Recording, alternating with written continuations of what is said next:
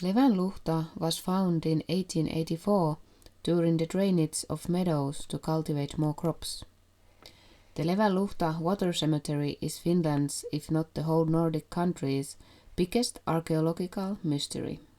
The first written records of a spring gushing out red water and blackened bones date back to 1674, when a local priest reported it to his superiors.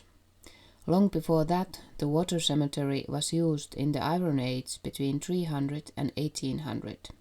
First, the place was thought to be a grave of the 16th century Katkel War, later also a burial place for criminals and the sick, who might have been buried in the swamp. Immersion in a swamp would have offered a simple explanation.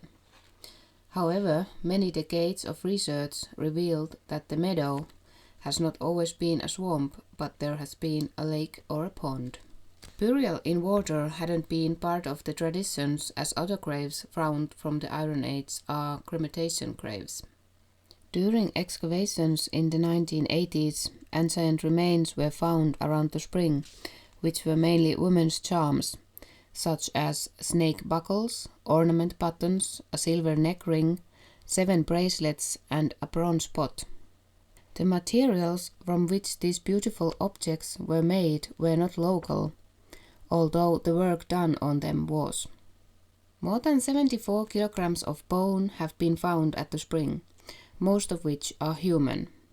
There are 9 complete skulls, plus parts of 52 separate human skulls. Most of the bones belong to women and children, a third were women, in the age range from 1 year old to the elderly. However, nothing gives an answer to the riddle of the spring that still today bubbles red iron water. Why are they buried in the spring? Why are they mostly women and children? What was the worth of the spring gushing red water for the people of the Iron Age? Who were they? And where did they eventually vanish? Could have their story been something like this?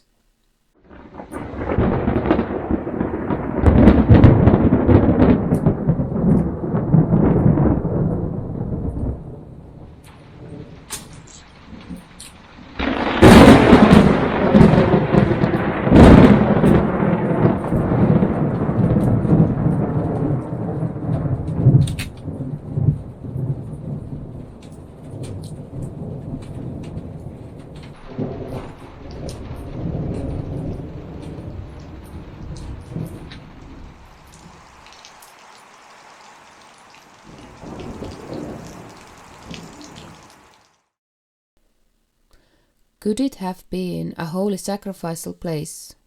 Was it a privilege to be buried in the red water? Or did people go willingly while they were still alive? Was the red water a symbol for something? A porthole to another side reflecting life, death, and fertility. The investigations have not revealed the causes of death of the deceased, as there have been no signs of violence in the bones, and based on them it has also been possible to determine that they were reasonably healthy.